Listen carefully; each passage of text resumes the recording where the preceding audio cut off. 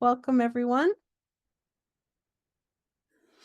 We'll start with a short mandala offering. This ground anointed with perfume, strewn with flowers, adorned with Mount Meru, 4 continents, the sun and the moon. I imagine this as a Buddha field and offer it. May all living beings enjoy this pure land. Idam Guru Ratna Mandala Kam Niraya Payami. I go for refuge until I am enlightened to the Buddha, the Dharma, and the Supreme Assembly. By the merits I create through listening to the Dharma, may I become a Buddha in order to benefit all sentient beings. I go for refuge until I am enlightened to the Buddha, the Dharma, and the Supreme Assembly. By the merits I create through listening to the Dharma, may I become a Buddha in order to benefit all sentient beings. I go for refuge until I am enlightened to the Buddha, the Dharma, and the Supreme Assembly. By the merits I create through listening to the Dharma, may I become a Buddha in order to benefit all sentient beings. May all sentient beings have happiness and the causes of happiness. May all sentient beings be free from suffering and the causes of suffering. May all sentient beings be inseparable from the happiness that is free from suffering. May all sentient beings abide in equanimity, free from attachment for friends and hatred for enemies. Tayata Om Muni Muni Maha Muniye Soha. Tayata Om Muni Muni Maha Muniye Soha. Tayata Om Muni Muni Maha Muniye Soha.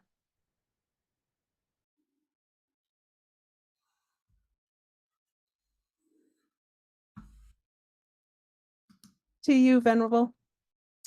Okay, good evening, everyone. So, as usual, let's do some meditation on some points that we looked at in previous classes, especially last week's class. Can everyone hear me okay? Okay. So start by settling your body into a comfortable position. Try to sit up straight if you can, have your back straight. But at the same time, it's good to be as relaxed as possible and not tense, full of tension, tightness.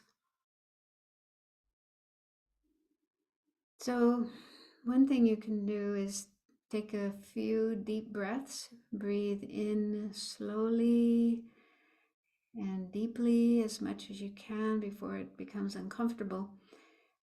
And then exhale slowly, let the air go out slowly.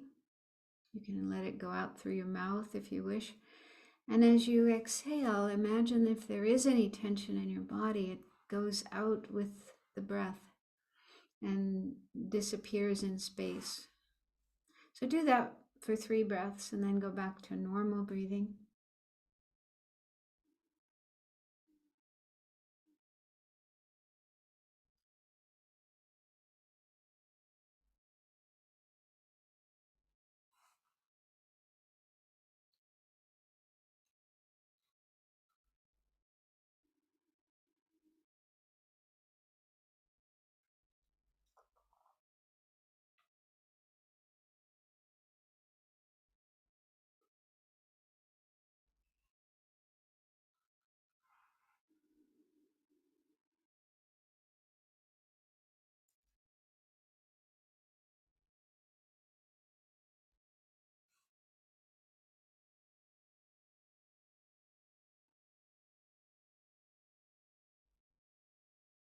So just allow your breath to be normal, natural.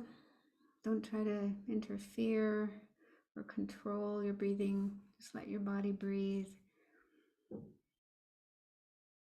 And let your mind settle down in the present, the here and now. Put aside any other thoughts not related to what we're doing here.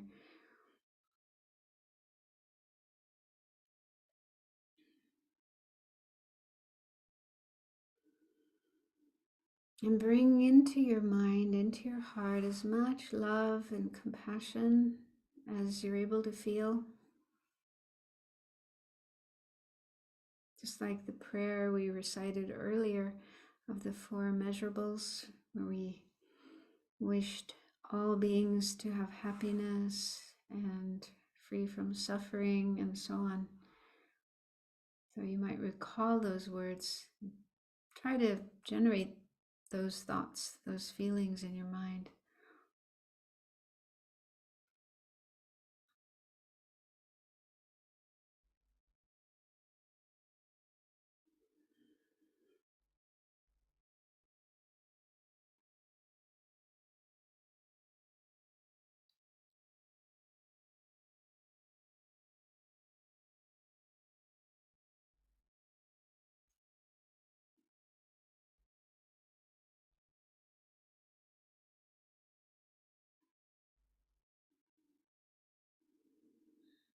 And then connect that feeling, that state of mind with what we're doing here. We're learning about some aspects of the path to enlightenment, the path followed by those who want to become fully enlightened Buddhas, for the benefit of all living beings, the bodhisattva path, in other words. And so if you can, think that you're listening to, learning about these teachings so that you too can follow this path and become a Buddha, fully enlightened for the benefit of all living beings. If that's too hard, then try at least to feel that you want to learn things here that will help you be more helpful to others and less likely to do anything harmful to anyone.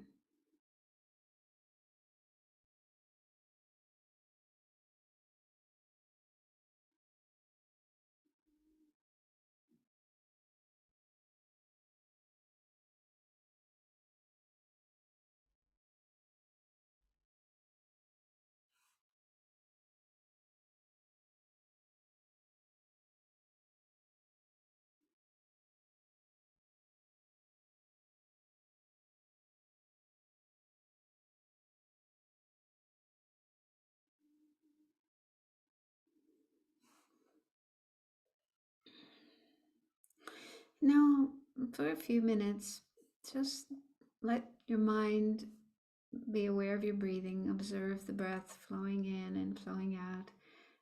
Bring your mind back to the breath when it wanders away. And in doing so, try to generate a stronger sense of awareness, mindfulness, presence, being in the present. And then we'll go on to the main topic of the meditation.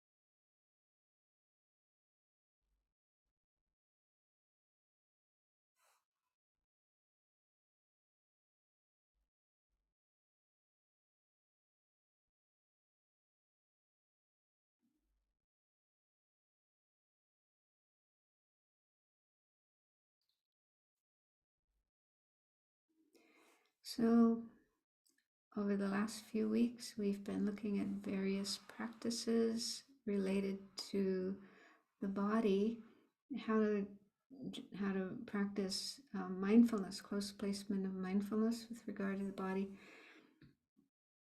And one of the practices or meditations explained in the Mahayana tradition is to contemplate the impermanence of the body, how the body is impermanent. And of course, that's also done in the Theravada tradition and all Buddhist traditions, because the Buddha put a lot of emphasis on impermanence. And the reason we need to meditate on that is because it's said in the teachings that ordinary beings like ourselves have this wrong conception, distorted conception, that things are permanent rather than impermanent. And so, it's said that we see our body as permanent. You may not agree with that, you may not recognize that. So, one way to check is to see if you've ever felt surprised or upset when there was some kind of change with regard to your body. Even just getting sick, some kind of illness or some kind of injury, or noticing signs of aging. Your body doesn't look the way it used to. You don't have the same amount of energy you used to. You can't do some of the things you used to do. So when noticing this, there can be a feeling of, why is this happening? This shouldn't be happening. I don't want this to happen. So try to remember if you've ever had that kind of reaction to some change that occurred with your body.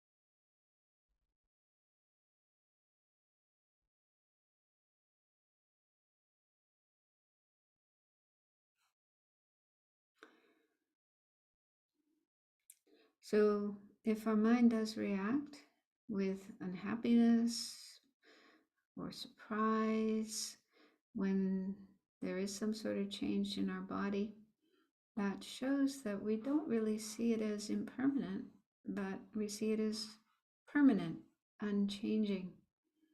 We want our body to stay the same and not go through changes. And so is it accurate? Is it realistic to think that way? To wish the body to remain the same and not change?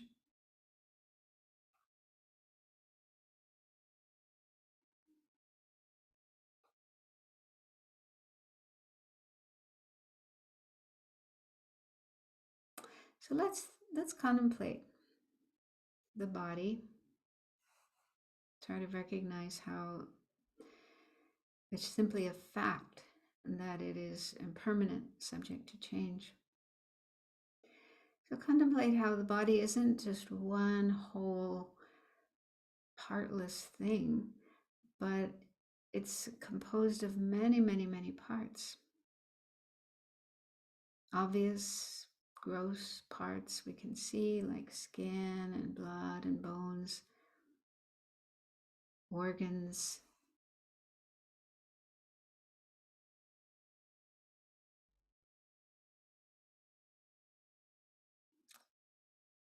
And those parts are in turn made up of parts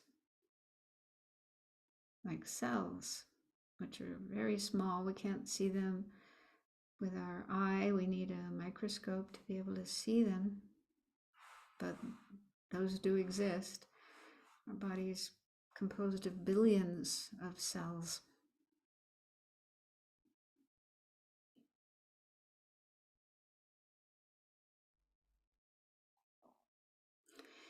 And ask yourself, all these parts of the body, whether they're gross ones or the subtle ones like the cells, are they fixed, frozen, static, remaining the same continuously? Or do they change?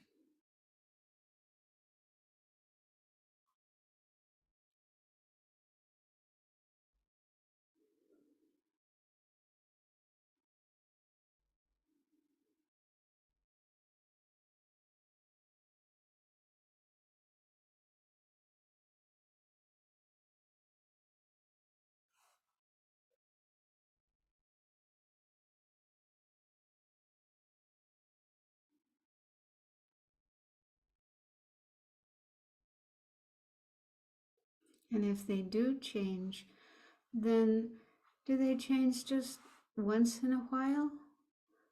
Or do they change often? Maybe even constantly, every minute, every second.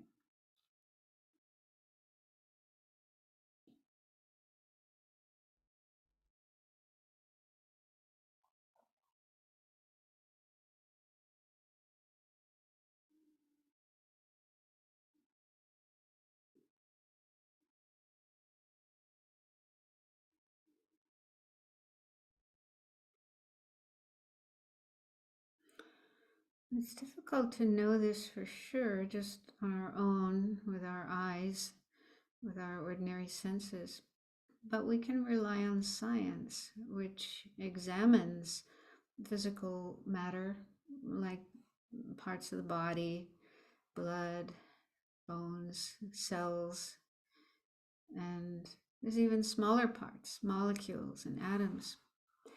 And there are instruments, devices that can be used to study these tiny parts of the body. And so science confirms that, yeah, they're not fixed, static, frozen, but they're moving and changing.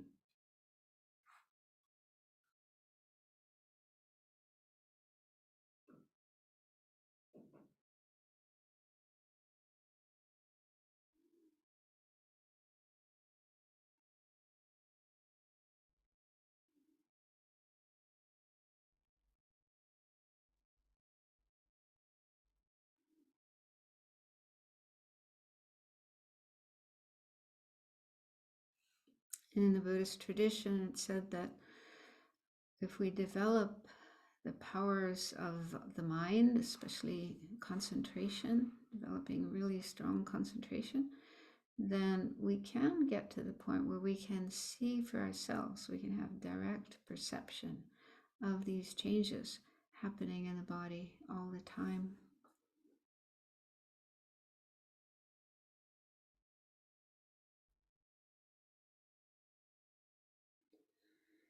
So just imagine that you attain that experience, you attain this direct perception of the changes taking place in your body every minute, every second. Try to imagine what that would be like.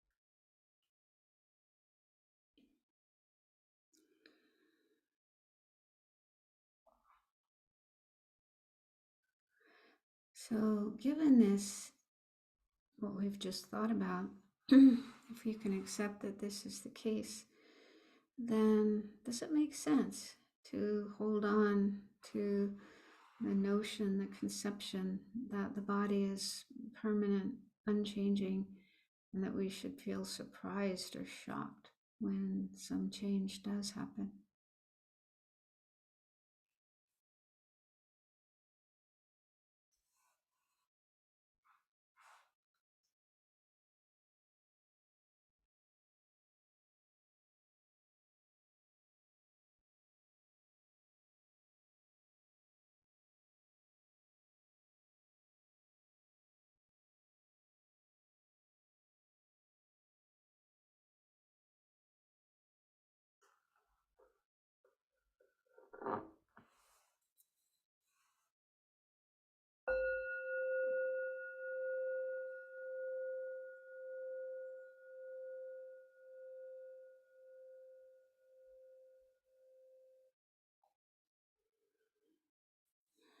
So understanding and realizing the impermanent nature of the body is very helpful for overcoming attachment. We do tend to have attachment to our own bodies and the bodies of others. And it's good to recognize that attachment isn't a helpful state of mind. It's not realistic, and it can get us into trouble. Like when something we're attached to does change or disappear, go away, then we can get very upset. People can get incredibly upset, sometimes even lose the wish to live when they lose a loved one or some other thing that they're very attached to. So it's important to acknowledge, accept the reality, the truth of impermanence, and that will save us from a lot of difficulties, a lot of problems. And it's also a very helpful approach to understanding a deeper reality of things, which is emptiness of true existence, inherent existence. That's more difficult to understand. So if we can understand impermanence, then that's kind of taking us in the direction of understanding emptiness.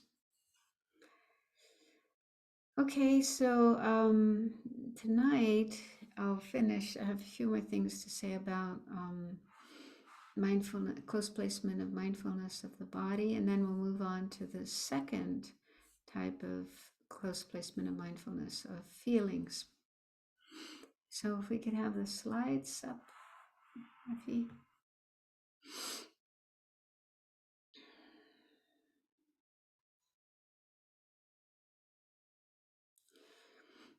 So this is a short passage from the Satipatthana Sutra. Satipatthana is the Pali term for close placement of mindfulness or establishment of mindfulness. So this is a very important sutra in the Pali tradition, the Theravada tradition. It's studied, it's practiced. It seems that it also exists in the Tibetan tradition, because I don't know if it was last year or the year before, His Holiness the Dalai Lama was requested to give teachings on this sutra by a group of, there were mostly monks and some lay people from Southeast Asia. It was an online teaching, so everybody was online on Zoom. But His Holiness was sitting in his home in Dharamsala, and he had this sutra in front of him, the Tibetan style sutra, the long pages. And he mostly talked about other things, but he did read maybe one or two pages from this sutra. So I often wondered if the Tibetans had this sutra in their collection. So it seems that they do. But I think Dalai Lama said he'd never actually read the sutra before. So yeah, it's not something they normally study. It sounds like I think they mainly study Mahayana sutras and the text by the great Indian masters like Nagarjuna and so on. But anyway, it does exist in Tibetan. So this is just a passage where the Buddha is giving advice about practicing mindfulness of the body. So here he says here, a bhikkhu. So bhikkhu is a monk, fully ordained monk. But most of the time when the Buddha was teaching, the people around him, listening to him, were monks. He had a large number of monks. And later there were some nuns as well. But mainly his teachings were given to the monks. So, but we can just think he's giving this advice to everybody, anybody who wants to do this practice. So I said here, a bhikkhu or a practitioner abides contemplating the body as a body, ardent, introspectively aware, mindful, having removed longing and displeasure for the world. And this phrase is actually is repeated often during this sutra, um, with regard to the different objects like feelings and so on. So it's kind of general advice that the Buddha is giving on how to practice close placement of mindfulness, or you could also call it establishment of mindfulness. And so where he says, contemplating the body as a body. So I found an explanation from one American monk, Thanissaro Bhikkhu. He's an American Buddhist monk and also translator. And he says, the body as a body means the body in and of itself, meaning viewing the body on its own terms rather than in terms of its function and the context of the world. For example, its beauty, agility, strength, how it's such a marvelous machine, and so on. Yeah, so people can have all these different concepts about bodies. Oh, bodies are wonderful, or a particular body, it's very muscular, it's very this or very that or whatever. So putting aside all those kind of notions about bodies and just seeing the body in its own terms as it is. So this is what the Buddha is advising us to do, just looking at what this body is all about, what it's made of, what its characteristics are, and so on. Okay, so and then ardent in the second line, ardent. This means making effort to abandon unskillful states of mind and cultivate skillful ones. Okay, so a big part of the practice is watching the mind and looking out for afflictions or delusions like attachment or aversion or fear. Well, fear isn't really an affliction, but it's something that disturbs the mind and may not be realistic. So, yeah, looking out for afflictive states of mind and trying to abandon those, and then cultivate more skillful states of mind, like seeing the body as it is, as impermanent, not something to be attached to, not something to have unrealistic expectations of, like it's going to last forever and it's going to bring me endless happiness and so on and so forth. Yeah. So making our mind more correct and skillful with regard to how we regard our body and how we feel about our body. And then the next term is introspectively aware. And what that means is being clearly aware of what is happening in the present. Okay, so I'm trying not to let the mind wander away to the past, to the future, other places, but being present with what's happening with our body and also what's happening in our mind. And then mindful, the next term is being focused on the object. So remember, the meaning of mindfulness is remembering what we're supposed to be meditating on. So when we're meditating, we always have some object that we're meditating on, focused on. And so we need to keep that in mind. We need to remember it and not forget it and let our mind wander away. So keeping our mind focused. And then the last phrase is having removed longing and displeasure for the world.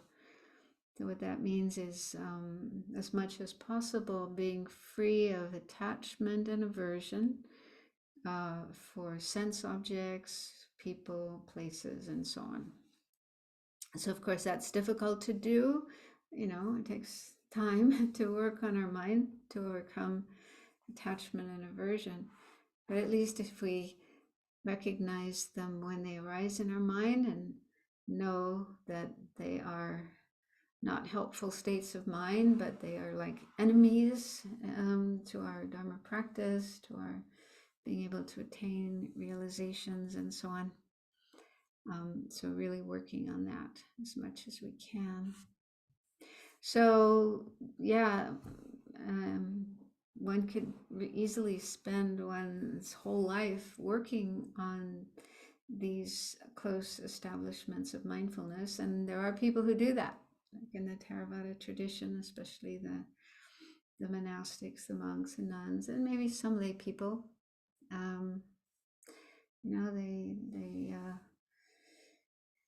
from the time they wake up in the morning until the time they go to sleep at night, they're just trying to practice all day long, even when they're eating or bathing or taking care of their body or doing whatever they have to do. They try to keep this practice going.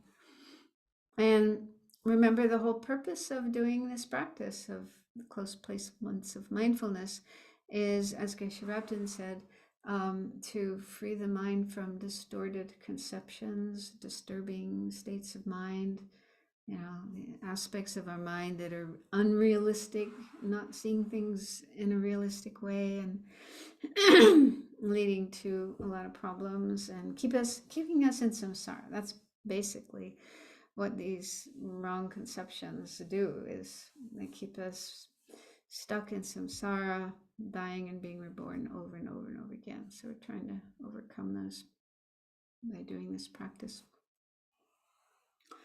Okay, so the next slide is just a review of what we've looked at so far. So of the 4 close placements of mindfulness, we've been looking at the first one, which is about the body, close placement of mindfulness on the body. And there's different ways of practicing this according to the Pali tradition, meaning that's the tradition that's mainly practiced in Theravada countries. And in that tradition, and this is based on the Satipatthana Sutra, the Buddha's own words, there were 6 different ways of practicing mindfulness on the body: mindfulness of breathing, and then postures, just being aware of whether our body is sitting, standing, and so on.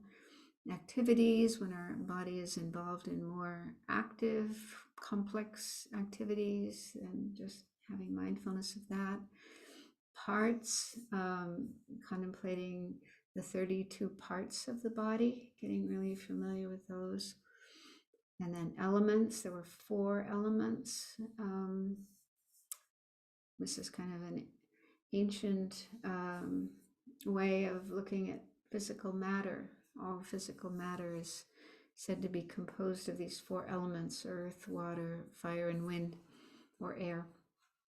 So looking at the body as being composed of those elements. And then corpses, contemplating how body, this is the end result. What happens with our bodies eventually, they become corpses. And so that's a pretty powerful contemplation. We didn't do that together. Yeah, that's something you can explore on your own, but yeah, very powerful to do. We did a little bit. We contemplated the skeleton meditation. That's not quite the same as corpses, but just, yeah, it's a different way of looking at bodies than the way we normally do. And then in the Sanskrit tradition, that's the one that mainly the Tibetans mainly follow, Mahayana tradition. And we were looking at how it's explained in Jetsun Chökyi Gyaltsen's commentary, his commentary to the Ornament for Clear Realization. So yeah, his way of explaining it is that you meditate on specific and general characteristics of bodies. And Geshe Rabten, in his commentary, said it's good to start with a specific characteristic. That helps to subdue our strong manifest afflictions, attachment and aversion. And so with regard to the body, the specific characteristic to meditate on there is the impurity of the body, which is like the meditation in the Pali tradition on the parts of the body. You kind of imagine all the different parts of the body and look at them with your mind. Think about what they look like and what their function is and what their nature is. And ideally, when you do that, you come to recognize that what the body is made of isn't beautiful stuff. It isn't delightful and beautiful and pure and clean, but it's not the opposite to that. It's unattractive. We don't want to go to the extent of feeling aversion and disgust, but just to recognize, there's nothing really in the body to be attached to be excited about when you really look at it carefully and what it's made of. So contemplating that, it helps overcome attachment and exaggerated, fantasized, romanticized ways of looking at the body, seeing it for what it is. And then the general characteristics of the body and all the other objects of close placement of mindfulness, feelings, and so on. So the general characteristics are impermanence, unsatisfactoriness, emptiness, and selflessness. So at the beginning of the class, we did a little meditation on the impermanence of the body, how you can contemplate that and get more of a sense of that. And unsatisfactoriness is just asking ourselves, is the body something truly pleasurable, truly the source of happiness, lasting, long-term happiness? Yeah, we can get some happiness, some pleasure in relation to our body, doing things with our body, feeding our body, bathing our body. Yeah, we get some pleasure from doing those things, but how long does it last? How long does that pleasure last before it disappears and then we're looking for the next thing? And so contemplating that, and then also there's lots of problems in having a body, sickness and aches and pains and injuries and aging, and so hopefully we come to recognize that it's not really so great. It's unsatisfactory rather than wonderful and fantastic and something to be attached to. And then the last two, I didn't explain these last week. It's a little tricky because different schools, in Buddhism, the way it's explained in the Tibetan tradition, there's these different schools of philosophy that have different ways of explaining things. So according to those different schools, there would be different ways of explaining emptiness and selflessness. So probably many of you have done the course on tenets, where you learn about those different schools and how they explain things. But here, to make an explanation that fits all schools, so all schools would agree, emptiness, the first term, emptiness, refers to the lack of a permanent, unitary, and independent self. So that's, what the non-Buddhist Indian teachers and religious founders and so on believed. So there was this view that everyone has a self or a soul or an Atman, which is permanent and unitary, partless, and independent, doesn't depend on causes and conditions. So a lot of teachers at the time of the Buddha were teaching that, believing in that, and teaching that to others. The Buddha said, no, that kind of self doesn't exist. No such thing as a permanent, unitary, independent self.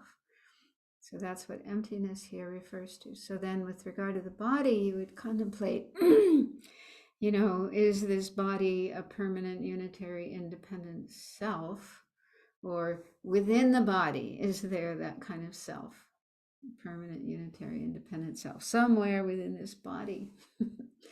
So you look for that and hopefully realize, no, it doesn't exist. Then you have that experience of emptiness. Then selflessness, the second term, or the last term of these four general characteristics, in this case, selflessness refers to the absence of a self-sufficient, substantially existent self. That's a little, not quite as gross, a little more subtle notion of self that everybody has. It's a kind of innate view every living being has, or every sentient being, that, you know, those of us who aren't enlightened. So we all have this sense of a self somewhere inside of us that's like the boss or the CEO, the ruler, the director. Like, it feels like there's something inside that's making decisions and running the show, and yeah, kind of in charge of our body and mind and telling them what to do and so on. So that kind of self, that notion of self, that's something everybody has. But again, the Buddha, in his experience, realized that kind of self doesn't exist. No such thing. It seems to be there, but when you look for it, you can't find it. So it's like a fabrication of the mind, a hallucination of the mind, not really there. And that's the meaning of selflessness. So again, with regard to the body, you would, you know, think about the body and the parts of the body, and then check, you know, can you find that kind of a self anywhere within the body? A director self, self that's a director, ruler, controller of the body. So yeah, so the general characteristics, those there are 4 of those, and Geshe Upton said you meditate on those in order to eliminate the wrong conceptions and the afflictions, just to eliminate them completely from the mind. So that's a little harder to do. Okay, so anyway, there's lots of different ways of practicing close placement of mindfulness on the body, and I hope you don't feel overwhelmed by this. You know, hopefully there's at least 1 or 2 that you feel attracted to, like mindfulness of the breathing. That's a very common practice and very helpful for calming down the mind and seeing more clearly what's going on in the mind. Yeah, so if you find any of these practices something you're interested in, something you'd like to do, then you can start doing them. You don't have to do all of them right from the beginning, but just do what you can. And yeah, one more thing, in the Mahayana tradition, the Sanskrit tradition, it's also said that the 4 close placements of mindfulness can be correlated with the 4 truths, 4 noble truths. Each one of the close placements of mindfulness can be correlated or connected with one of the 4 truths. And this one, the close placement of mindfulness on the body, is correlated with the first noble truth, true suffering, or the truth of suffering.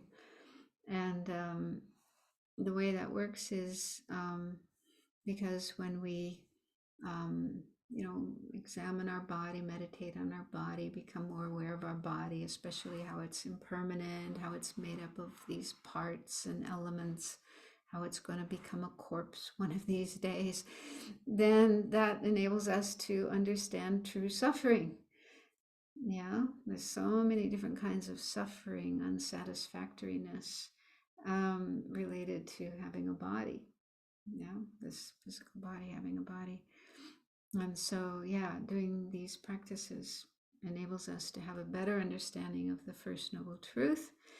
And that in turn is very important to be able to generate renunciation, the wish to be free of samsara and having to take bodies again and again and again and go through all the problems with bodies and so on.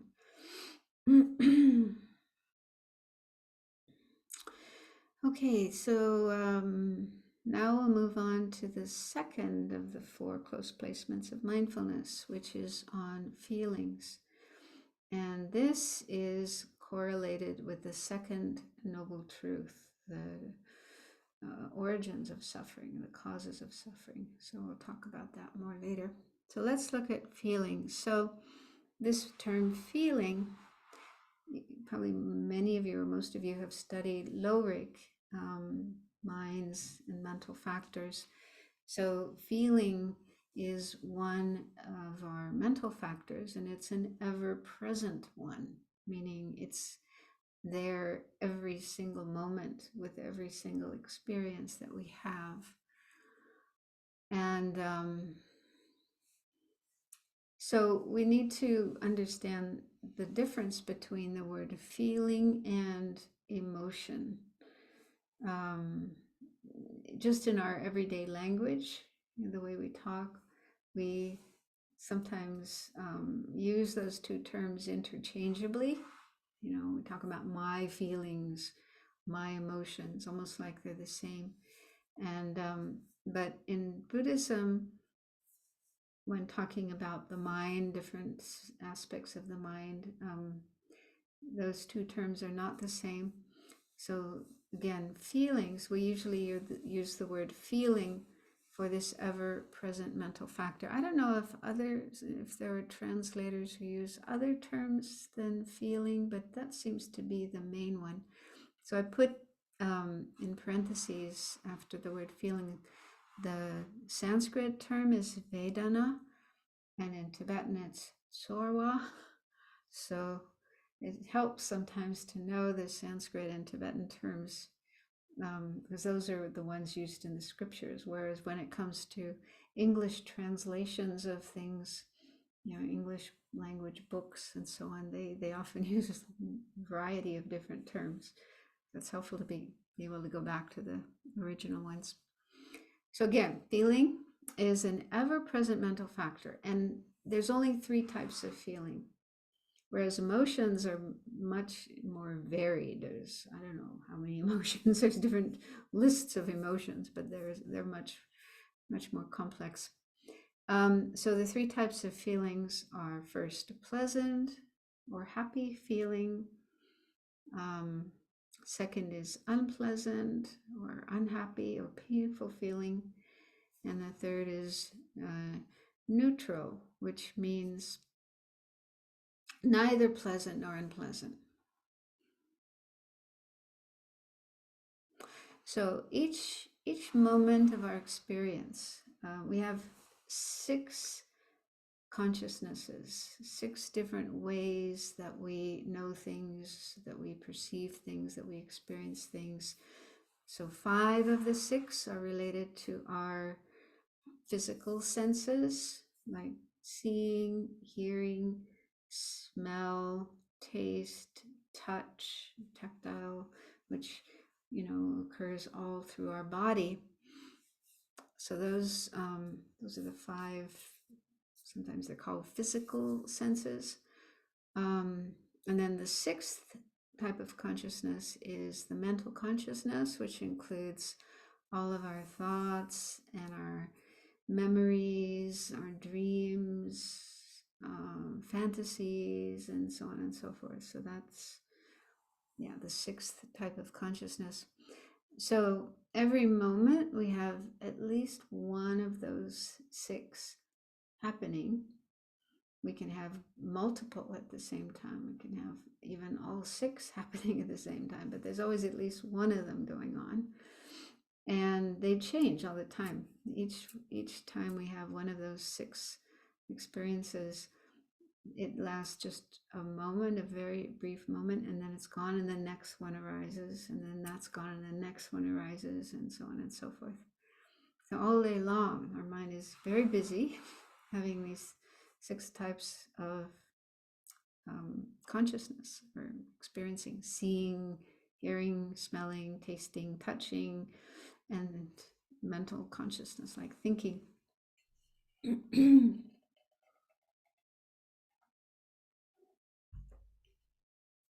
And there is a feeling with each and every one of those 6 types of consciousness. So you can never have one of the 6 consciousnesses without a feeling that accompanies it. And it'll be one of these 3 types of feelings. So, for example, when we see something that we consider attractive, an attractive visual object, like maybe a beautiful flower or a beautiful sunset, then there's probably a pleasant feeling that accompanies that. When we have a bodily experience, a tactile experience of maybe pain, something painful somewhere in our body, then there's probably an unpleasant feeling accompanying that. And then neutral feelings, I think, are harder to recognize. They're more subtle. But what I tend to think of is when I'm looking at just a blank wall, a very plain blank wall. It has no nice color, no decoration, or anything like that. Then maybe, the feeling that accompanies that would be a neutral feeling.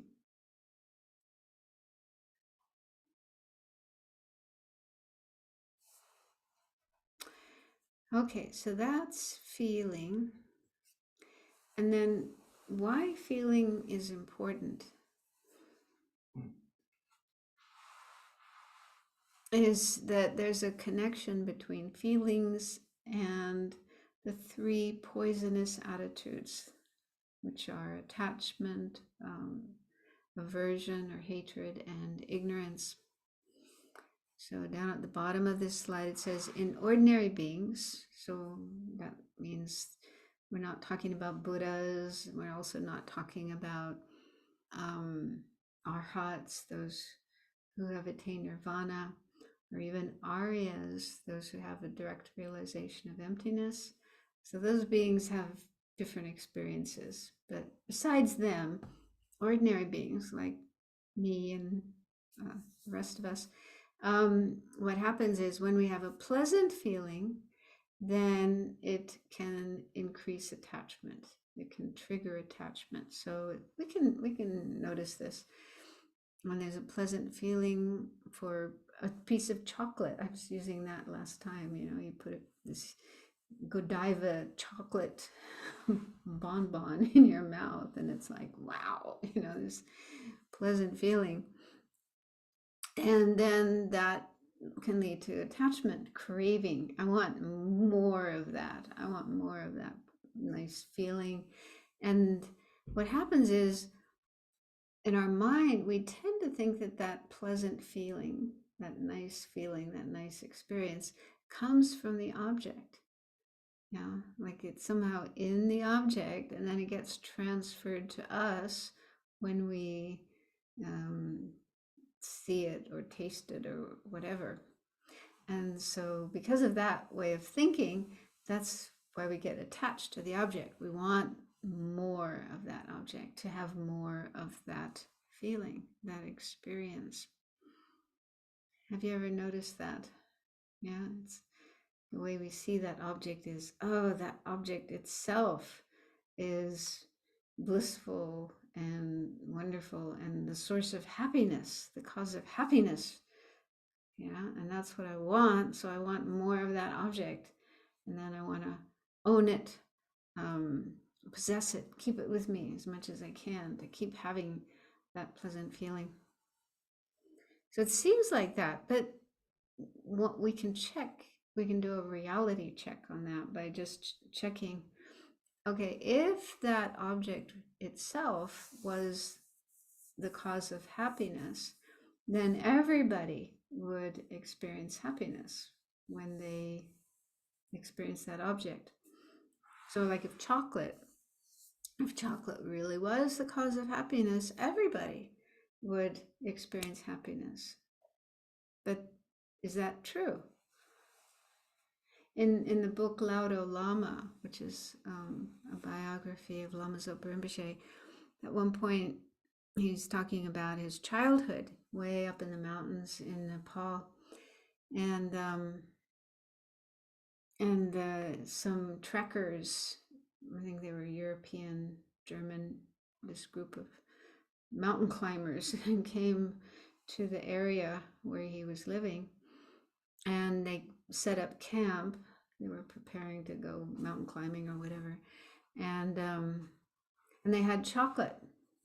They had these bars of chocolate, and so when the kids would come up to the camp, they're really curious.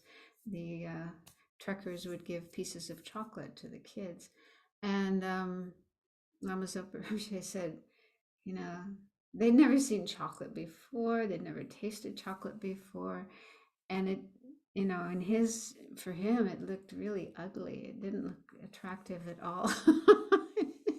When you think about it, yeah, piece of chocolate, brown, and also the taste. I think he tasted it, but he didn't like the taste because he said they're used to other kinds of taste. They don't normally eat sweets. They don't have much sweets and sugar and so on. They're used to salty and buttery and chili, spicy, but they're not used to the sweet taste. So he actually didn't like chocolate when he first tasted it. Yeah.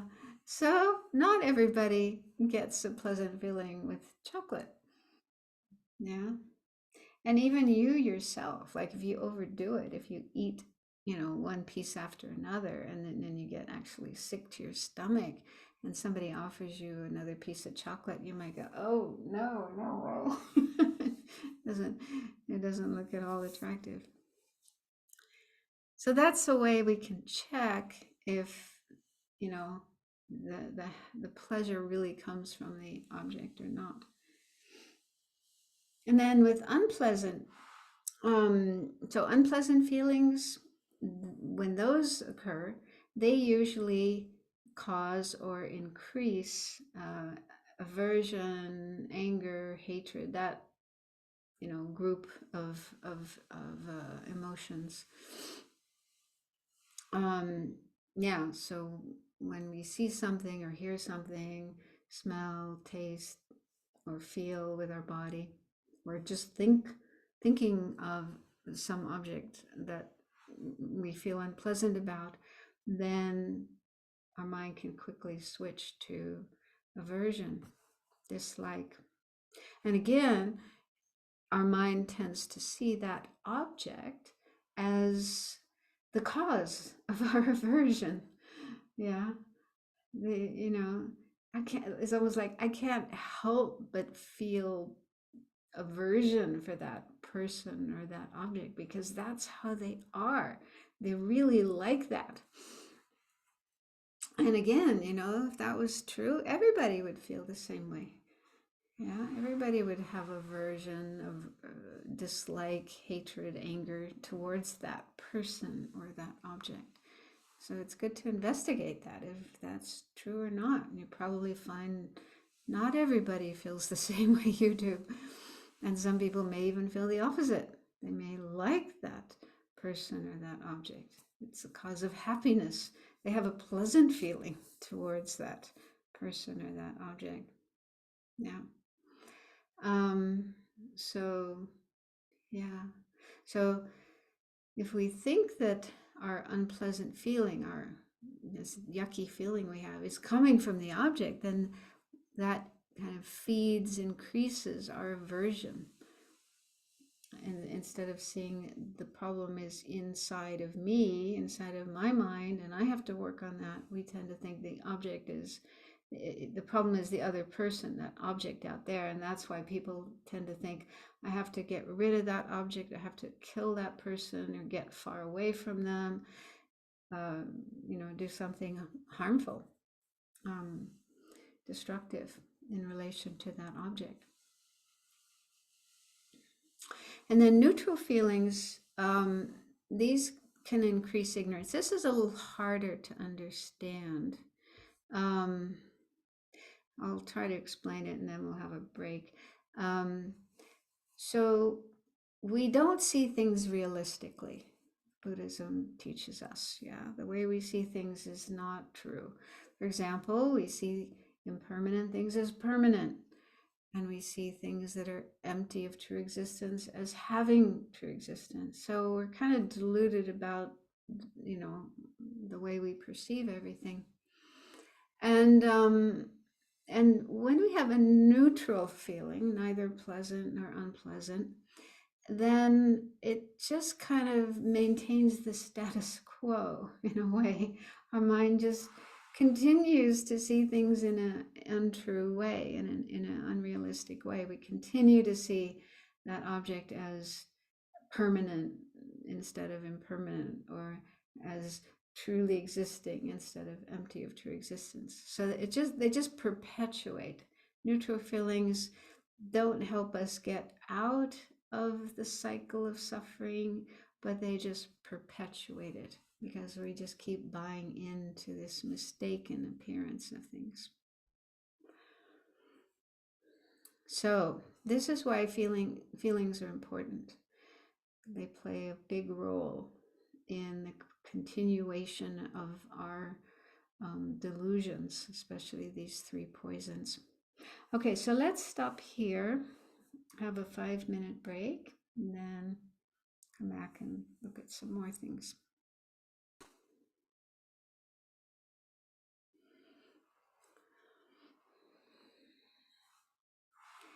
Okay, so that's an introduction to this topic. And I'd just like to read something from a book by Bhikkhu Analio. He's a German scholar monk. He's amazing translator and author. He just keeps coming out with more and more books all the time. And so he actually did a lot of research on the Satipatthana Sutra and has a number of books on that. So in one of his books, he says, developing understanding and detachment in regard to these three feelings has the potential to lead to freedom from dukkha, or suffering. Thus, to contemplate feelings means quite literally to know how one feels. And this with such immediacy that the light of awareness is present before the onset of reactions, projections, or justifications in regard to how one feels. Undertaken in this way, contemplation of feelings will reveal the surprising degree to which one's attitudes and reactions are based on this initial affective input provided by feelings. Yeah, so these feelings, which are occurring constantly, every minute, every second, with every experience we have, they have the potential to lead us into afflicted states of mind and lots of other complications as well, judgments, criticalness, and so on. And yeah, these can bring a lot of problems in the immediate sense, right here and now, but also in a longer term sense, like just the cause of us to remain in samsara. So let's look at the next slide. How to practice. How do we practice close placement of mindfulness of feelings? So this is a quotation from the Buddha in the Satipatthana Sutra. So he says, when feeling a pleasant feeling, one knows I feel a pleasant feeling. When feeling an unpleasant feeling, one knows I feel an unpleasant feeling. When feeling a neutral feeling, one knows I feel a neutral feeling. So in other words, the first step in this practice is to recognize, to notice, to be aware of our feelings. Now, we can't expect right from the beginning to be able to recognize every single one of them. There's just too many of them. But we can start with the strongest ones, the most obvious ones. And if we start working with those, recognizing those, being aware, being mindful of those, then gradually over time, we'll be able to recognize subtler ones. And we'll do a little bit of practice of this just to get a taste of it. But feelings are impermanent. Like everything else in our body-mind complex. So they come and they go. And this is one thing that we'll realize easily. and that itself is very helpful. Yeah, just to recognize, okay, there may be an unpleasant feeling right now at this moment, but it's not going to last forever. It's gonna disappear. It's gonna change. So if I just wait long enough, it'll go away. I don't have to do anything to make it go away or to get rid of that object that seems to be making it happen. And then with pleasant feelings, those too are impermanent. Now, many people will feel unhappy about that and say, oh no, I want my pleasant feelings to last. But that's impossible. That's, their nature is just to change. They're there one moment, gone the next. However, in the practice of Dharma, as we're working more on our mind, purifying the negative aspects and increasing the positive aspects of the mind, then we should notice more pleasant feelings, more joy, more happiness. They're still impermanent. Yeah, they still last a moment and then they're gone, but there'll be more of them. So more of these momentary impermanent feelings should be happening in our experience. That doesn't mean immediately we stop having any unpleasant experience, but yeah, that's definitely my experience. I'm a lot happier now than I was when I was younger. And then even when you reach the state of a Buddha also has feelings. You don't stop having feelings just because you're a Buddha, but only pleasant feelings. No more unpleasant feelings. So in the experience of a Buddha, it's just constant, one pleasant feeling after another. And the highest pleasant, the most blissful kind of experience that's possible. But there's no attachment. So in the mind of a Buddha, or even before becoming a Buddha, it's possible to have a pleasant feeling but not be grasping at the feeling or grasping at the object that seems to be giving it. So you can just be aware of the feeling and then let it go without attachment. So again, Bhikkhu Analayo says, a prominent characteristic of feelings is their ephemeral nature. Sustained contemplation of this ephemeral and impermanent nature of feelings can then become a powerful tool for developing disenchantment with them. Detached attitude towards feelings, owing to awareness of their impermanent nature, is characteristic of the experiences of an arhat. So we can't stop feelings from happening. That's not the point, and it's not even possible. We will continue having feelings, but what we aim to do is to not react, not have attachment when there's a pleasant feeling, not have aversion when there's an unpleasant feeling. Just observe them coming and going. And here he uses the term disenchantment. Yeah, so we're no longer hung up on feelings. Oh, I want only pleasant feelings. I don't want any unpleasant feelings. Making a big deal out of it, but just letting them come and letting them go in a detached kind of way.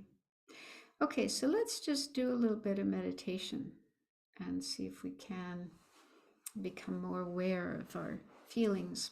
So make yourself comfortable. Try to sit up straight.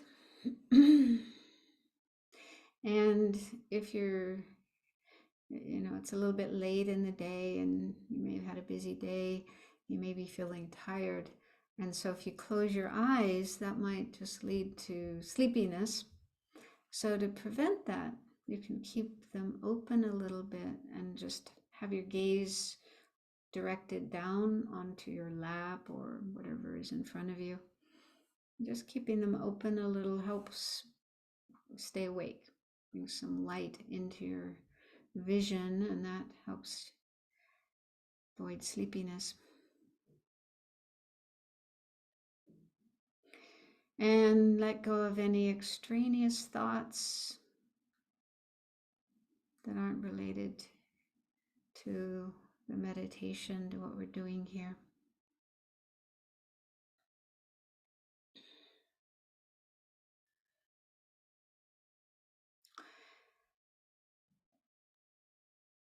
That I'm going to ask you to kind of review your day. Go back to the beginning of your day when you first woke up and just see if you can recall feelings that you had.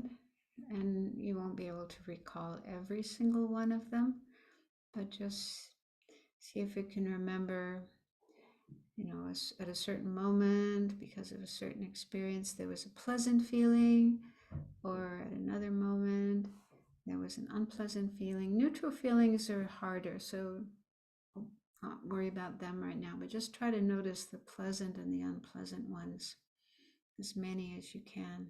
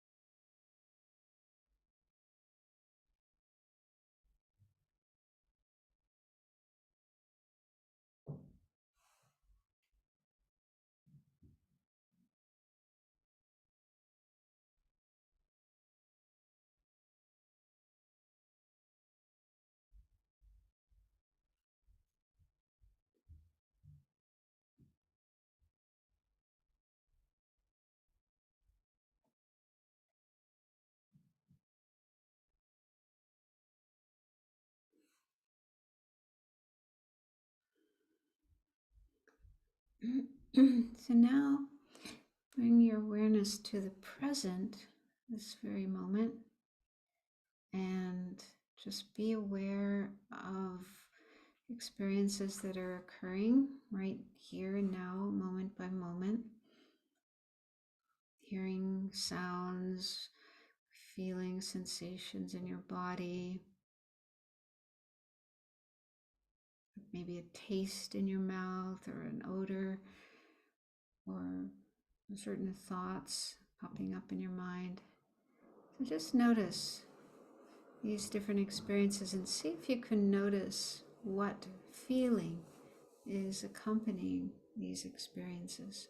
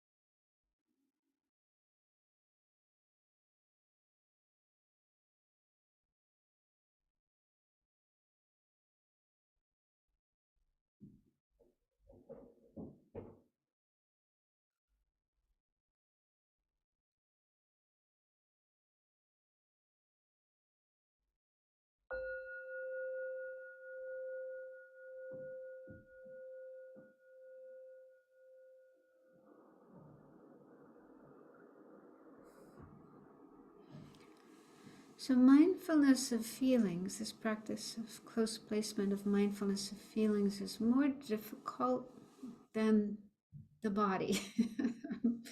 Body is solid and physical, we can see it, we can feel it. So it's not so difficult to practice mindfulness with the body, but feelings are more subtle. They're things happening in our mind and our experience, and very fast. They come and go very quickly. So one thing we can do is just try to notice the most obvious of feelings. Like, there's a really horrible smell somewhere. Yeah. You walk out your door and there's this awful, awful smell. And this was happening to me last summer because there's skunks living. We're out in the rural area, forests and and yeah. So sometimes there's skunks around, and normally they don't spray their stuff except when they're frightened or threatened. And our neighbor has these big dogs, and apparently they don't like skunks, so they would chase the skunks. Skunks would get scared, and then poof, this outpour of horrible, really awful, and it would last for hours. So that's like a really, very obvious feeling.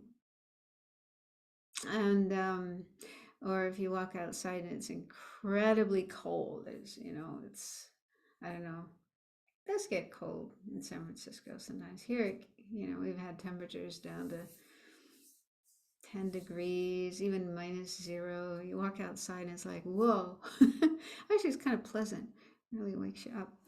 But yeah, if you have to stay out there any length of time, then it becomes pretty unpleasant. So yeah, really obvious, strong, powerful feelings, either pleasant or unpleasant. If we can start with those, start noticing those, and then gradually we'll be able to see the more subtle ones. And the neutral feelings. One of the books I was reading said that, yeah, we probably won't be able to recognize those except by inference. If we're not having a pleasant feeling or an unpleasant feeling, then we're probably having a neutral feeling. So, yeah, but to actually notice neutral feelings is tricky. But yeah, start with the pleasant ones and the unpleasant ones, and the real thing to watch out for is try to notice if the like a pleasant feeling triggers attachment, craving, grasping, that state of mind. I want that. I don't want to separate from that. And I mean, hopefully, in our studies of Buddhism, we've learned enough about attachment and the dangers of attachment, the problems with attachment, that we can, easily recognize that is something to be aware of. It's one of the main things that keeps us in samsara. I mean, of course, sometimes we actually need something. If there's something we are in need of,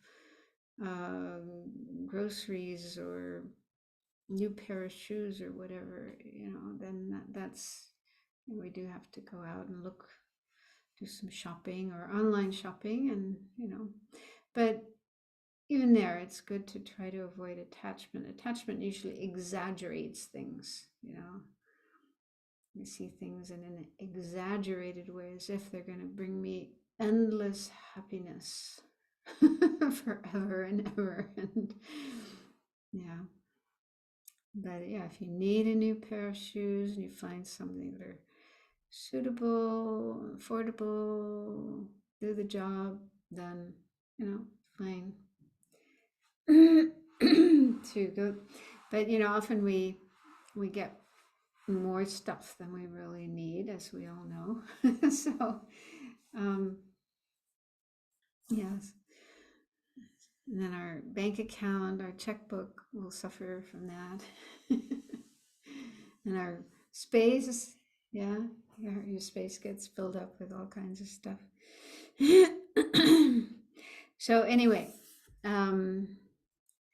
that's the main thing. The main thing is to try not to allow feelings to lead to those other states of mind. Attachment with regard to things we find pleasant, aversion, anger, hatred towards things that we find unpleasant. Okay, let's look a little, there's some more material about feelings. So far we looked at 3 types of feelings: happy, pleasant, unpleasant, and neutral. And in some Buddhist texts, they explain other divisions of feelings. So this isn't so common and may not be so important for you, but yeah, just thought to share it anyway. So first is a twofold division of feelings into physical feelings and mental feelings. So the meaning of physical feeling is it's a feeling that accompanies a sense consciousness. And a mental feeling accompanies a mental consciousness. So again, we have 5 sense consciousnesses: seeing, hearing, smelling, tasting, and tactile touch consciousness. Okay, so those are the sense consciousnesses. So any feeling accompanying any one of those 5 is a physical feeling, which is kind of, it sounds a little funny because when, you see this term physical feeling, what comes to our mind is probably, something we feel physically, like hot, cold, pain, pleasure, and so on. But that's not the meaning here. Here, the meaning of physical feeling is a feeling that accompanies an eye consciousness, or an ear consciousness, or a nose consciousness, or a taste consciousness, or tactile consciousness. Yeah. And the reason those are called physical feelings is because to be able to have any of those 5 types of experience, it depends on a physical sense power, physical organ, you might say. So to have, the feeling that accompanies an eye consciousness, that depends on the eye organ, which is something physical. And to have a feeling that accompanies a hearing consciousness, hearing a sound, that depends on the ear organ, which is physical, and so on. So that's why they're called physical feelings.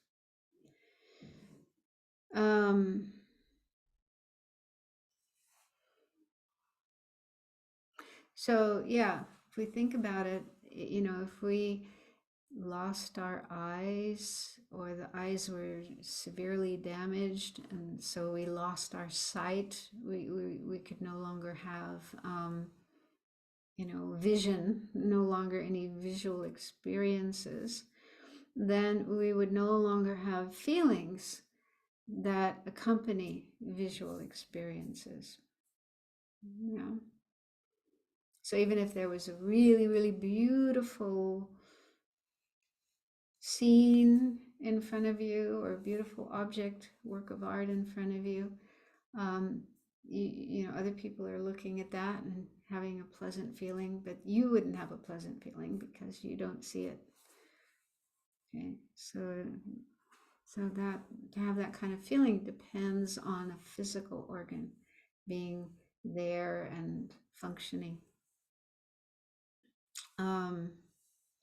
And also I was thinking that people who got COVID were often lost the sense of smell and sense of taste. And I don't know, even after recovering from COVID, I think sometimes they continued having that experience. They couldn't smell anything or taste anything. And so, if there was a skunk around, with its wonderful perfume in the air, and everyone else is going, "Oh, yeah, that's horrible." But this person, wouldn't have that feeling, no unpleasant feeling, because they don't even smell it. Yeah.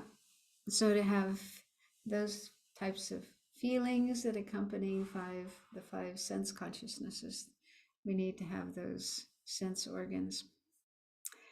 And then mental feelings accompanying mental consciousness. So when we think about someone or something, either someone we like or someone we don't like, then there can be a pleasant feeling or an unpleasant feeling related to that experience. Or same with memories. If a certain memory comes up, then there'll be a pleasant feeling with that memory or an unpleasant feeling with that memory, and so on.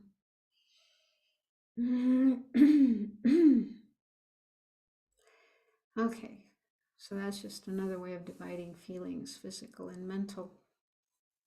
And then there's this five-fold division. And the only place I encountered this was in Vasubandhu's text, which is called Treasury of Manifest Knowledge, Abhidharmakosha. Amazing text, all kinds of information in there. And so he talks about this five-fold division. It's just another way of dividing up feelings. It's not really new information, just another way of looking at it. And so the five-fold division is first physical happiness. So that would be happiness or pleasant feelings accompanying any of our five sense experiences. And then physical suffering would be any unpleasant feeling that we have with any of our five senses. And then mental happiness would be a pleasant feeling accompanying any mental experience, like thinking, remembering, dreaming, and so on. And mental unhappiness would be unpleasant feelings accompanying thoughts or memories or dreams and so on. And then the fifth one, equanimity. So the term equanimity is also sometimes used for neutral feelings. So we have to be careful. The term equanimity can have different meanings. Like one meaning of equanimity is we're trying to have balanced feelings towards others, not liking some and disliking others, but kind of even-minded, unbiased attitude towards everyone. So that's one meaning of equanimity. But another meaning of equanimity is, in terms of feelings, it's a feeling that is neither pleasant nor unpleasant. It's a neutral feeling. And that can accompany, it can be physical, can accompany any of our sense consciousnesses, or it can be mental, accompanying any of our thoughts and memories and so on. So don't worry about this. You don't have to know it, because it's not, these different ways of dividing feelings aren't usually explained. The usual explanation of feelings is those three: pleasant, unpleasant, and neutral. So that's good enough. It's good enough to know those. Okay, let's look at another slide. Maybe this will be the last one. So cause of feelings. Now this is really interesting. Why do we have the feelings that we have? Why do we feel pleasant, with one object, unpleasant with another object, especially when other people have different feelings than we do? Yeah. Certain types of food, for example. When you taste that food, you have a pleasant feeling, somebody else has an unpleasant feeling, and vice versa. A type of food that you find unpleasant, somebody else finds pleasant. So why is that? Well, Of course, one cause could be related to our experiences in this lifetime. Um, for example, things that we're familiar with, things that we experienced as children and just got familiar with, and we might find those pleasant. So whenever we encounter them, we have a pleasant feeling for them. And then maybe things we didn't grow up with, we didn't experience as children, we experienced later in life, then we might feel uncomfortable and pleasant with. So one example is Vegemite. I don't know if everyone knows what Vegemite is. It's something, it's Australian, and I think most kids in Australia grow up eating Vegemite. It's supposed to be really good for you. It's got a lot of vitamin B in it, and so they put it on their toast, and yeah. And so I lived in Australia for a couple of years, and so I got used to eating Vegemite. But many people, when they first taste Vegemite, they go, "Oh, how can you eat that?" They find it totally unpleasant. Whereas people who grew up with it, mostly, in my experience, they love it. Okay. So that could be one reason for having a pleasant or an unpleasant feeling. But according to Buddhism, the feelings we have are related to karma. So here's one verse from Nagarjuna's Precious Garland, where he says, "From non-virtue comes all sufferings, and likewise all bad migrations. From virtue comes all happy migrations, and the happiness within all rebirths."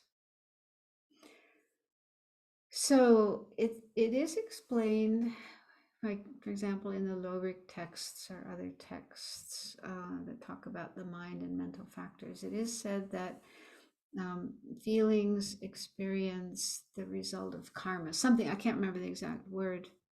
Oh yeah, here it is. Here's in my notes. Feeling experiences individually the fruitional results of virtuous and non-virtuous actions. So one way that our virtue and non-virtue ripen and bring results is in terms of the feelings that we have. So pleasant feelings, the pleasant feelings that we have, these are the result of virtue, good karma created in the past. And the unpleasant feelings that we have, mild or severe, these are the result of non-virtuous actions, bad karma that we've accumulated.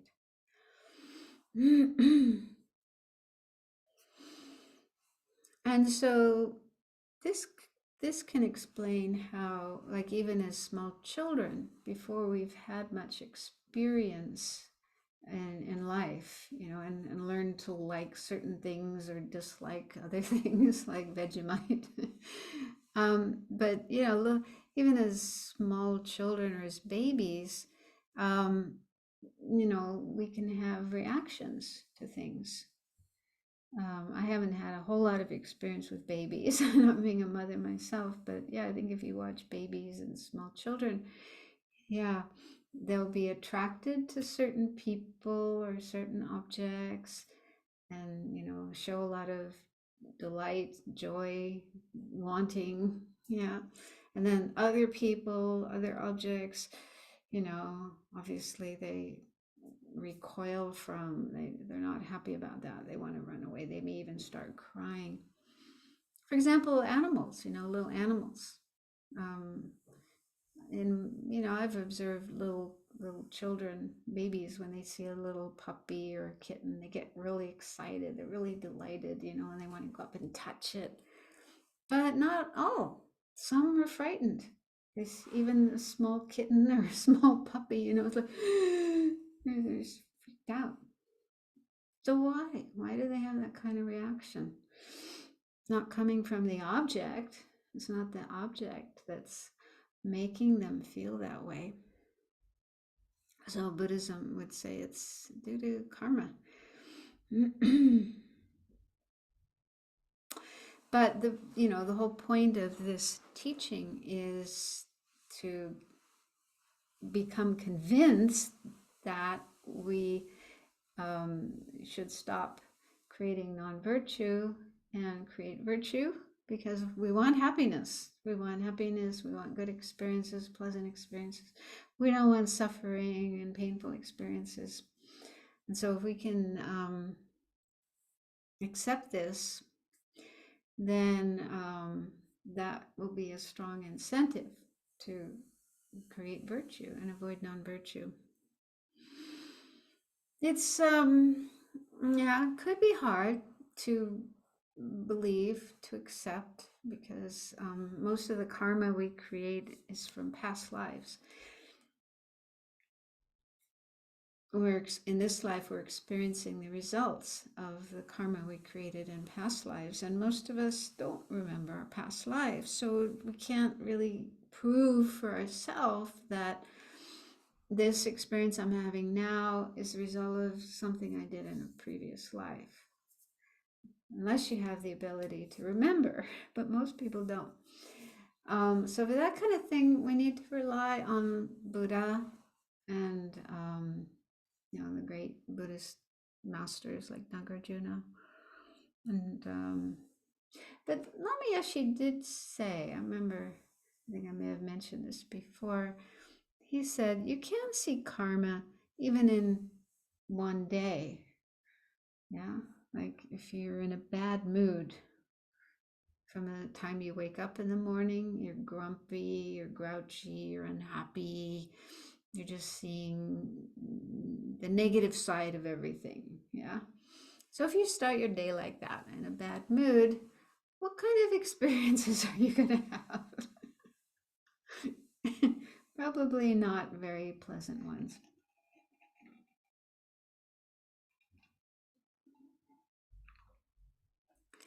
On the other hand, sometimes we're in a good mood. We wake up feeling happy, full of energy, positive about everything. And if we have that state of mind as we start our day and do the things that we do, then the experiences we have will probably be quite different, quite pleasant.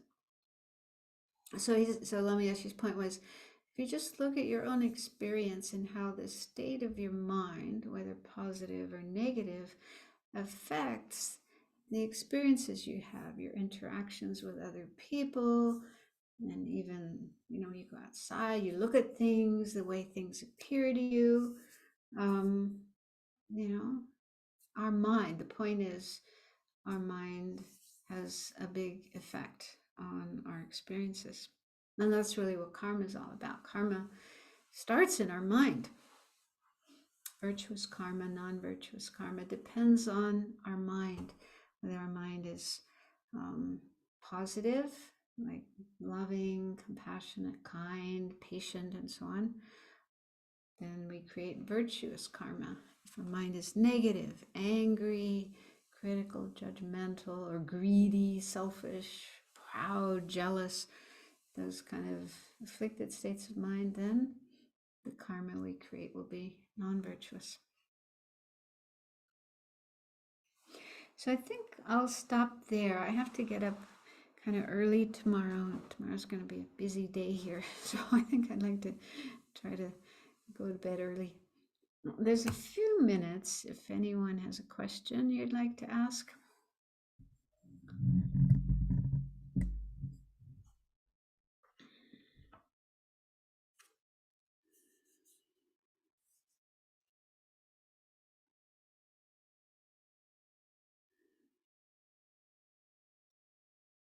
I don't see everyone's square. I only see It's pretty quiet. I just saw a hand and now I don't see it. Did somebody have a hand up?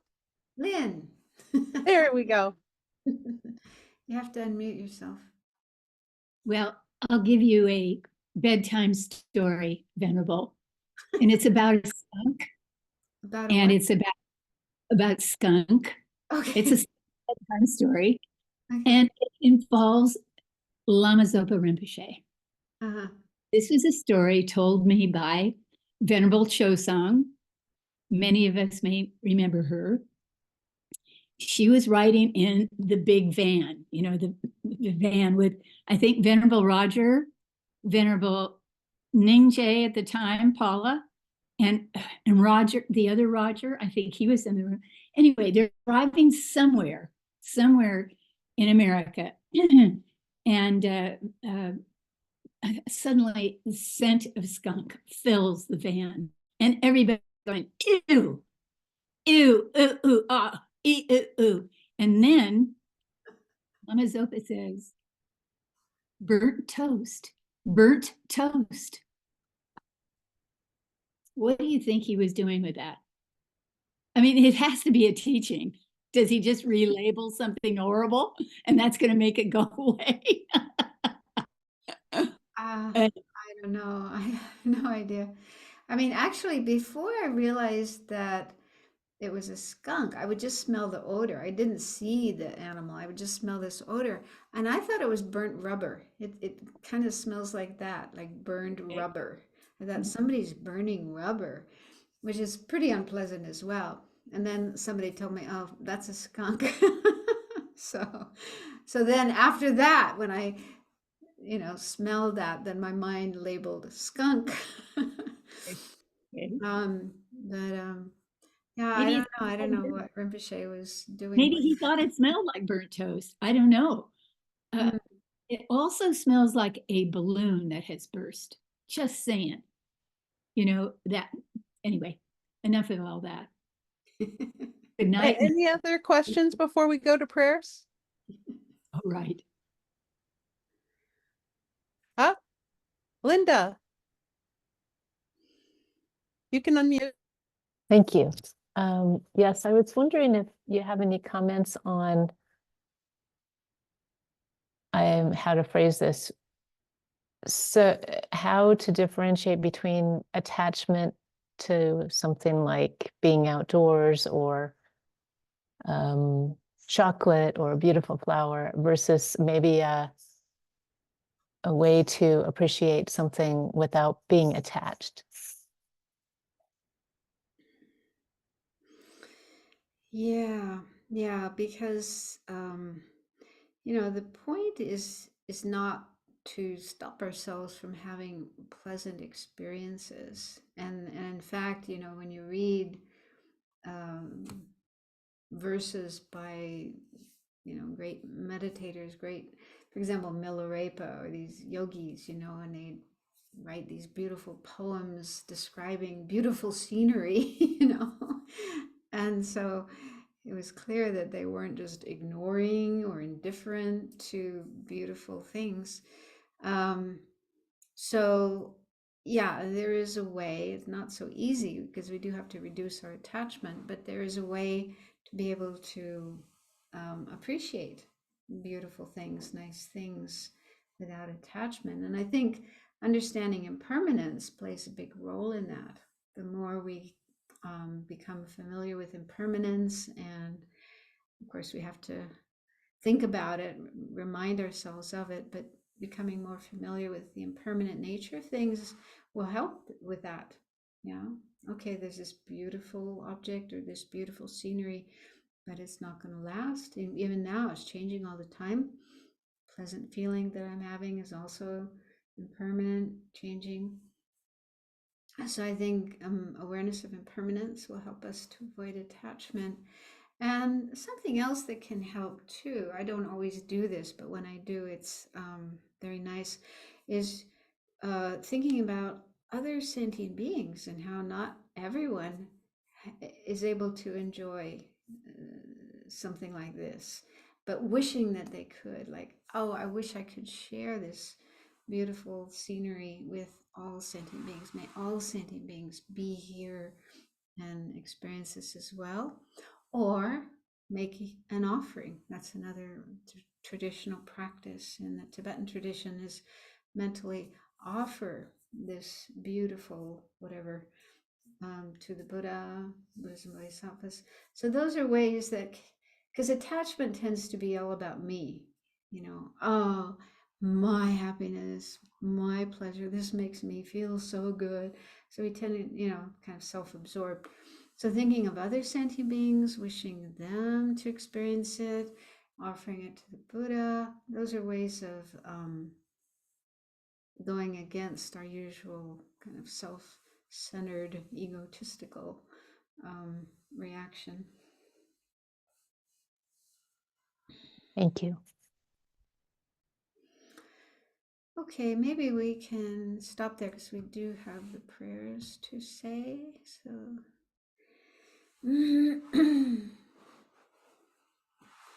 May the world be happy, the years good, and grains increase, the Dharma flourish, every happiness and bliss arise, and every wish in the mind be fulfilled. Due to the merits of these virtuous actions, may I quickly attain the state of a Guru Buddha and lead all living beings without exception into that enlightened state. May the supreme jewel bodhicitta that has not arisen arise and grow, and may that which has arisen not diminish but increase more and more. Long life prayer of His Holiness the Dalai Lama, the wish-granting, wish-fulfilling jewel, source of every single benefit and happiness in this world. To the incomparably kind Tenzin Gyatso, I beseech, may all your holy wishes be spontaneously fulfilled. His Holiness the Dalai Lama's prayer for the swift return of Lama Zopa Rinpoche, peerless teacher and assembly of the children of the victorious ones, Shravakas, Pratika Buddhas, victorious Losang father and sons, together with the lineage masters, all the objects of refuge of the infinite lands, please bestow the virtue and goodness of accomplishing this prayer here and now, holding and spreading the Munis' precious and complete teachings through explanation and practice. You wore the armor of patience that is never discouraged. Incomparable, venerable Guru, to you I make request. While striving single-pointedly for the sake of the victorious one's teachings, the sole gateway through which all benefit and happiness emerge, and from other living beings, you suddenly departed to peace. What a great loss. Nevertheless, through the undeceiving truth of the blessings of the ocean of the three jewels and the great waves of bodhicitta of the children of the virtuous ones, may the smile of a reincarnation swiftly beam in glory for fortunate disciples. Thank you so much, Venerable Sangye Khadro. Thank you so much, everyone, for being here. We'll see you next week. Thank you, Venerable. Thank you, Happy. Thank you. Thank you. And try Thank to you, be aware, Venerable. try to Thank be you, aware of your Venerable feelings. Khadro. Try to be I aware of see you. your feelings. Thank you for your teaching. Thank you. Thank you. All right. Good night. Bye-bye. Thank you. Good night. See